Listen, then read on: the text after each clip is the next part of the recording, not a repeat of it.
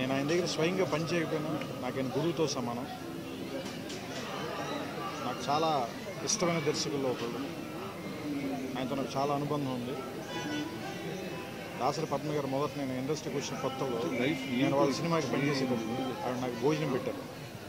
సొంత మనిషిలాగా ఇంట్లో ఆదరించి ఏం పరిచయం లేకపోయినా సరే. అలాంటి ఇల్లు ఇది. దీంతో నాకు ఎంతో అనుబంధం ఉంది. వాళ్ళు నిజంగా బయటకు వచ్చి మళ్ళీ కోలుకుంటారు, మళ్ళీ సినిమాల్లో బాగా పనిచేస్తారని నేను ఎంతో ఆశించాను. నిజంగా ఇలా జరగడం చాలా బాధాకరం.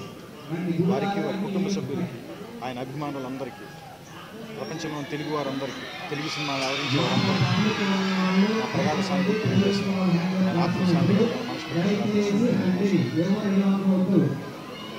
దాసరి నారాయణరావు గారు చనిపోవడం కేవలం తెలుగు సినీ ఇండస్ట్రీకే కాకుండా అన్ని భాషల్లో, భారతదేశంలో ఉన్నటువంటి అన్ని భాషల్లో సినిమాలు తీసి మరి ఈరోజు